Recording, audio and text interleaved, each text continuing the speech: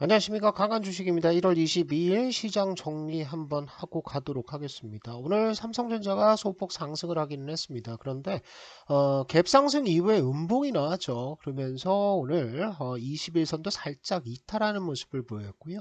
SK 하이닉스 역시 이렇게 긴 상승 추세에 대해서 고점을 맞고 떨어지는 모습을 보였습니다. 많은 분들이 오늘 반도체만 일제 급등을 했다라고 생각을 하시는데요. 사실은 그렇지 않습니다. 우리가 한국 시장의 종목들 맵을 한번 보신다라고 한다면 삼성전자 오르긴 올랐어요. 그런데 지금 더 빨갛게 보이는 것들이 어디입니까? 셀트리온 그리고 SK 바이오사이언스, 삼성 바이오로직스. 오늘은 뭐가 올랐다? 미국 시장과는 다르게 바이오 섹터, 헬스케어 섹터가 올랐다. 그리고 삼성전자, SK 하이닉스는 정작 미국 필라델피아 반도체 지수가 4% 이상의 급등이 나왔음에도 불구하고 추가적인 상승이 조금 어려웠다라고 판단을 하셔야 되는 거죠. 자, 그렇다고 해서 이 반도체가 끝났느냐, 그리고 바이오, 헬스케어 쪽으로 가야 되느냐, 그렇지는 않습니다. 우리가 한국 시장만 지금 왕따장이 이어지고 있습니다. 글로벌 증시, 미국 역시 마찬가지고요. 또 일본이라든지 아니면 하다못해 독일 지수, 경기 침체가 왔다는 유럽의 독일 지수까지도 전부 신고가를 갱신을 하고 있습니다. 아시아에서 신흥국 중심으로 보면은 인도네시아 역시 마찬가지로 급등하고 있죠. 인도 역시 마찬가지로 상승하고 있는 반면 우리 시장만, 한국 시장만 빠지고 있다라는 거예요. 그래서 이 한국 시장에 대한 문제들은 우리가 앞으로 좀 짊어지고 가야 된다, 이렇게 보셔야 되는데, 어쨌든 전체적인 분위기 자체는 이전까지는 배터리 중심으로 수급이 계속 들어가다가 이제는 배터리 이외의 종목들로 넘어가고 있는 상태입니다. 삼성전자 소폭 상승 흐름들 나왔고 상승 갭도 지켜줬고요. SK 하이닉스 역시나 마찬가지입니다. 그리고 테크 쪽을 보시면 LG 디스플레이 바닥을 잡아주고 있는 상태죠. 그리고 서울 반도체 오늘 장대 양봉 나오면서 급등해주는 모습을 보여주고 있죠. 그래서 일단 테크 쪽의 수급들은 굉장히 좋아지고 있는 상태다. 이것은 뭐 코스닥 시장도 마찬가지입니다. 우리 정현님들이 들고 있던 GSTA라는 종목은 오늘 13% 이상의 급등이 나오면서 이전의 매물대를 전부 다 제압을 해버렸습니다. 끝났죠. 그죠? 그래서 제가 주도 업종들은 올라가면 한 방에 끝난다라고 말씀을 드렸습니다. 한 방에 모든 게 해결된다라고 말씀드렸는데 GST가 뭐 가장 대표적인 종목 중에 하나죠. 그래서 이 종목은 뭐 이제 어디서 샀어도 뭐 거의 다 수익권 들어와 있는 상태고요. 뿐만 아니라 뭐 제우스 같은 종목은 우리가 이제 오늘 제가 이제 이것은 포트 제외합니다. 이제 알아서 하십시오라고 말씀을 드렸어요. 그 정도로 급등 흐름들이 아주 세게 나왔습니다. 30% 이상 상승하는 모습을 보였고요. 테크윙 역시 오늘 갭상승 이후 신고가 흐름들 나오고 있고요. 제주 반도체는 뭐 무시무시하죠. 이것은 뭐 완전히 사생 결단하고 끌어올리고 있는 상태이기 때문에 이런 것들을 여러분들 보시면 안 돼요. 그런데 어찌됐든 지금 온디바이스 관련해서 제주 반도체 급등 나왔고요. 그 다음에 YIK 요것도 우리 정의원님들 수익 실현했죠. 이렇게 내려오다가 V자형으로 당기면서 급등세 나오고 있습니다. 타이거 일렉 요것도 바닥권을 탈피하는 모습들 나오고 있는데, 자, 중소형주 흐름들만 본다고 하더라도 지금 수급은 어디로 들어가고 있다? 반도체 그리고 IT 쪽으로 들어가고 있는 것은 명확해 보입니다. 그래서 제가 장중에도 영상을 하나 올려서 배터리 관련해서 자꾸 물타지 마시라 이런 말씀을 드렸는데 기분 나쁘신 분들도 있을 거예요. 배터리 가지고 계신 분들. 그런데 우리가 차트를 한번 비교를 해보도록 하겠습니다. 자, 타이거 일렉이 이렇게 빠졌습니다. 그러면 이 차트를 보면 어떤 생각이 드십니까? 이거 하락 추세다라는 거예요. 바닥이 어딘지 모릅니다. 여기에서 바닥 잡을 줄 알았더니 어떻게 돼요? 쭉 밀고 내려오면서 벌써 한 달 지나고 두 달째 가는 동안 바닥이 잡히지 않는다라는 거죠. 그리고 나서 추가적으로 신저가 또 신저가 나오다가 이제서야 돌리고 있는 거예요. 그래서 21선 위에 올라간 뒤에 얼마나 걸립니까? 지금 이렇게 장대 양봉 흐름들 하나 나오면서 지금 또 21선 이탈하고 또 땡기고 이런 흐름들이 몇 개월이 이어지는 거예요. 그리고 나서 이제 겨우 바닥권을 탈피하는 움직임을 보여주고 있는데 여기서부터 떨어졌어요. 36,000원에서 떨어져서 18,000원대까지 정확하게 마이너스 50% 찍었습니다. 그리고 나서 올라가는데 이만큼 올라왔는데 아직 낙폭의 3분의 1밖에 회복을 못했다라는 거예요. 그러니까 하락 추세로 접어든 종목들은 이런 이런 흐름들이 나와요. 그래서 제가 차트를 한번 비교를 해드려 보면 에코프로 이렇습니다. 바닥이 어딘지 보이십니까? 잘 보이지 않습니다. 그죠? 그리고 에코프로 BM은 제가 영상 찍을 때, 낮에 영상 찍을 때 여기 있었습니다. 그러면서 제가 요 차트 추세선 그려놓은 거 지우지 않고 있었는데 여기까지 내려온다라고 그랬죠. 결국에는 여기 와서 끝났어요. 24만 8천원에서 마감을 했습니다. 뿐만 아니라 에코프로 머티리얼즈도요. 제가 요거 이제 MSCI 패시브 수급들 끝나간다. 요거 밀린다라고 말씀드렸는데 역시나 밀렸습니다. 그죠? 포스코홀딩스 저점 계속 갱신하고 있는 상태.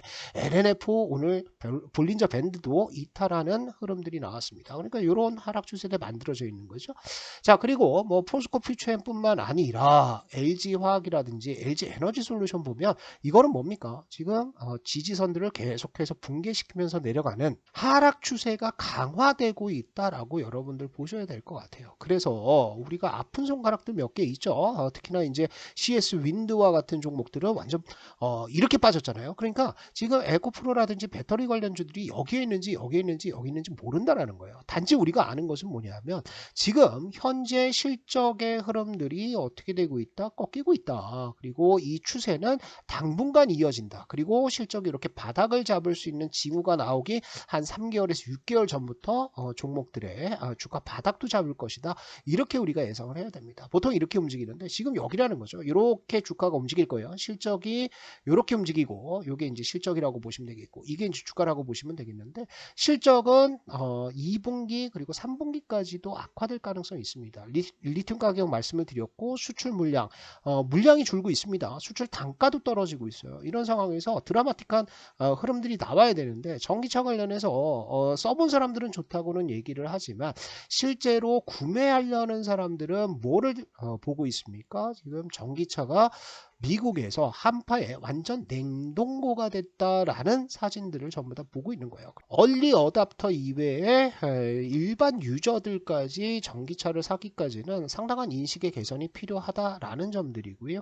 그럼에 따라서 우리가 배터리 관련주들에 대해서 자꾸 물을 타지 마시라 이렇게 말씀을 드리고 있습니다. 왜냐하면 자 이때 어땠습니까? 많은 개인 투자자분들이 여기에서 이제 정고점대 뚫고 300만원 500만원 간다라고 생각하고 매수를 들어가셨어요. 그죠? 그런데 여기서부터 물려가지고 이만큼 빠진 거 아닙니까? 그런데 지금 또 계속 매수를 하고 있습니다. 매수는 언제 하는 거예요? 제가 아까 보여드렸던 타이거 일렉 그 차트를 한번 보도록 할게요. 타이거 일렉의 차트를 보시면 어디가 맥점이다? 자, 계속 빠집니다. 전저점대 붕괴, 쌍바닥 붕괴시키고 또 바닥 잡죠. 여기 또 붕괴시켰죠. 그죠? 그리고 내려와서 여기에서 쌍바닥 또 잡았는데 이거 또 붕괴시키잖아요. 그러니까 이렇게 붕괴를 시키다가 이렇게 올라와서 21선 상방으로 돌리거나 아니면 적어도 횡보 내려오다가 횡보 쪽으로 돌리고요. 그리고 나서 쌍바닥을 잡아주는 구간 이런 쪽에서 들어가는 게 낫다라는 거예요. 그런데 아직까지 그게 보입니까? 보이지가 않습니다. 에코프로 BM 이제 21선 하방으로 꺾이기 시작을 했습니다. 이거 돌려 세우려면 시간이 한 달 넘게 걸립니다. 에코프로 역시 21선 다시 하방으로 꺾이기 시작했죠. 그러니까 요 피겨 프라이스 마디 가격대 60만원대 여기가 굉장히 중요한 지지선이었는데 여기를 깼다라고 한다면 이거는 추매가 아니라 손절을 했어야 되는 거예요. 그죠? 아니면 물량을 줄였다가 다시 이렇게 바닥 하나 잡고 두 번째 바닥 잡는 구간까지 가야 된다. 그게 정석적인 플레이다. 이렇게 보셔야 될 것 같고요. 오늘 우리 시장의 수급들을 보시면 외국인들이 이렇게 매수를 했습니다. 3천억 정도 매수를 했는데 이거 보시면 삼성전자와 SK하이닉스가 2천억 좀 안 되게 매수를 했습니다. 그죠? 그리고 오늘 셀트리온이라든지 헬스케어 쪽에 매수가 좀 들어갔는데 현물 매수는 이틀에 걸쳐서 1조 원이 들어왔습니다. 그죠? 1조 원 들어왔고 선물 쪽을 보시면은 오늘도 3,500억 정도 나갔어요. 그러니까 우리가 선물 쪽에서 이렇게 매도가 나간다라고 한다면 뭔가 우리 시장에 대한 우려감들이 남아있다. 이렇게 보셔야 되겠죠. 그래서 요거를 하나 보여드릴 텐데 자 보세요. 이게 외국인들의 선물 순매수 동향입니다. 제가 이것을 9월부터 이렇게 누적으로 빨간색으로 표시를 해놨는데요. 자 여기서부터 시작을 했습니다. 그러면서 이렇게 얼마까지 올라왔습니까? 거의 9조 원 이상의 선물 매수 베팅이 있었는데요. 이게 빠지기 시작해가지고 지금 6조 이상이 빠졌습니다. 그죠? 6조 이상이 빠져서 6조 5천억 정도 빠졌는데 아직까지도 선물 매도할 수 있는 것들이 3조 원 이상이 남아있다라는 점들이죠. 찐으로 상승 전환하기까지는 외국인들의 선물 매수가 좀 필요하다. 그런데 오늘 개인들 콜 베팅 나왔죠. 그죠? 콜 매수를 했다는 것은 지수 상방으로 보고 있다는 거고요. 풋 매도가 나왔습니다. 그럼 이것도 역시 지수 상방입니다. 개인들의 포지션이 콜 매수에다가 그죠? 콜 매수 그다음에 풋 매도를 쳐놨다라고 한다면 상방 베팅인데 이런 상황에서 외국인들이 선물을 가지고 올려줄 리도 없습니다. 그래서 지수 자체에 대한 기대감들은 조금 떨쳐내야 된다. 그럼 업종 플레이를 해야 되는데 업종 플레이 어디서 하실 겁니까? 배터리에서 할 겁니까? 아니면 IT, 테크 아니면 적어도 헬스케어라든지 이쪽에서 하실 겁니까? 결국에는 여러분들 멘탈이 약하신 분들이라고 한다면 지금 강한 업종에서 가시는 게 나아요. 지금 보시면은 OLED, OLED 관련해서도 지금 동아일텍 같은 종목이 튀고 있고요. 그 다음에 KC와 같은 장비주도 올라가고 있습니다. APS 올라가죠. 그리고 더코디도 올라가고 뭐 그러니까 잡주들까지 전부 다 올라간다는 거예요. 탑 엔지니어링 바닥권 탈피하고 있죠. PSK홀딩스 장비주로서 올라가고 있는 상태. 그죠? 그 다음에 어보브 반도체 역시나 급등. 어떤 차이가 보이십니까? 반면에 2차 전지 쪽을 보시면 나노신소재 어떻습니까? 전저점대 깼죠. SKC 바닥 파고 있는 상태. 그래서 적어도 지금은 IT 쪽으로 좀 보셔라. 자, 그러면 우리 시장이 돌아서기 위해서는 이런 것들이 필요해요. 뭐가 필요하냐면 자, 달러 인덱스가 103까지 내렸습니다. 103 초반까지 내려왔는데 원달러 환율 내려옵니까? 안 내려옵니다. 1340원대 근처까지 다시 올라갔다라는 것들이죠. 이것은 문제가 있어요. 어떤 문제가 있느냐? 아시아에서 가장 약한 통화가 어디입니까? 중국입니다. 중국 위안화가 7.2위안까지 떨어졌습니다. 그러니까 중국의 환율 약세의 영향을 받아서 우리 시장까지 우리 원화까지 약세 흐름을 보여주고 있습니다. 그리고 여러분들 오늘 보셨는지 모르겠지만요. 홍콩 항생지수 15,000선 이탈했습니다. H지수도 역시 5,000선 붕괴예요. 이전까지는 상당히 심리적인 지지선으로 여겨졌었는데 이걸 오늘 장중에 깼다고요. 한 번 깼으면 지금 올라왔는데 한 번 깼으면 또 깰 수 있습니까? 또 깰 수 있어요. 그래서 홍콩 증시와 중국 증시의 약세 흐름에 우리 시장이 연동이 되어 버리는 흐름들이 나오고 있는 상태입니다. 뿐만 아니라 기사가 이런 것들이 나왔습니다. 이데일리에서 나왔던 기사인데요. 북한에서 무슨 발표를 했냐. 푸틴이 빠른 시일 내에 방북 의사를 밝혔다라는 얘기를 했죠. 그래서 푸틴이 만약에 방북을 한다라고 한다면 아마 한반도에는 미국의 항모부터 시작해가지고 여러 가지 군사 자산들이 전개가 될 겁니다. 그리고 북한도 이번에 헌법을 고치면서 한국을 대한민국을 아예 이제 주적으로 다시 한번 명기를 하면서 군사 협정도 전부 다 파기하는 흐름들을 보였죠. 우리나라도 역시나 그랬다는 거예요. 그러니까 외국인들의 이 눈에는 지금의 어떤 북한의 도발 이런 것들이 단순한 일시적 도발로 보지 않는다라는 거예요. 그래서 빅텍 같은 경우에는 지금 제자리 내려오고 있지만 과거의 흐름들과 비교를 해보시면 자 빅텍 보세요.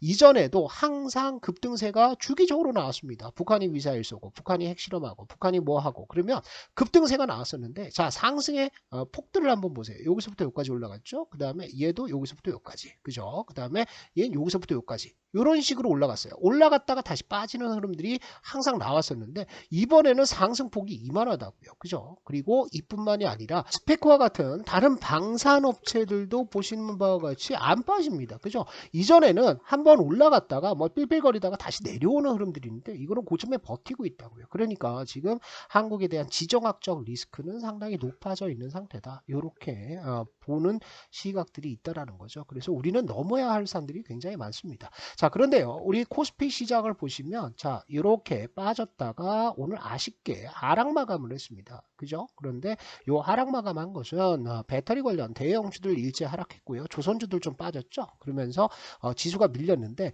자, 이렇게 만들었다가 바닥을 한번 잡아주면서 쌍바닥 구간들이 나올 수 있는 그런 구간으로 들어가고 있어요. 그리고 외인들이 선물 매도는 하지만 3조 원 정도 남았거든요. 이 3조 원이 다 나오지 않을 가능성들이 많습니다.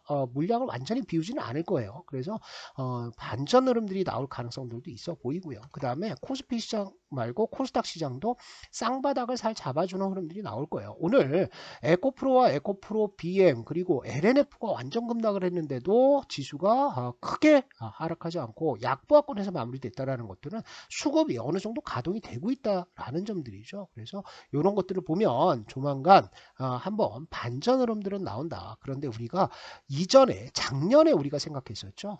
신흥국 시장이 굉장히 강할 것이다. 그 중에서도 한국이 제일 강할 가능성이 있다라는 전략을 세웠었는데 지금은 이거를 수정을 해야 됩니다. 왜? 한국은 중국의 리스크도 있고요. 북한과의 리스크, 지정학적 리스크도 있습니다. 여기에 지금 선거를 앞두고 정치권 그리고 정부의 리스크들도 있죠. 그래서 이런 것들 때문에 디스카운트 된다고요. 환율이 1340원에서 안 내려온 거 보면 알 수 있지 않습니까? 그래서 우리가 이것을 956 여기를 넘어서 슈퍼 급등 그래서 아시아 1위 수익률을 기록한다. 이렇게 보기보다는 어느 정도 반등이 언제까지 2월 중순 정도까지는 나올 수 있다라고 생각하고 들어가는 게 낫다. 이렇게 보시면 될 것 같아요.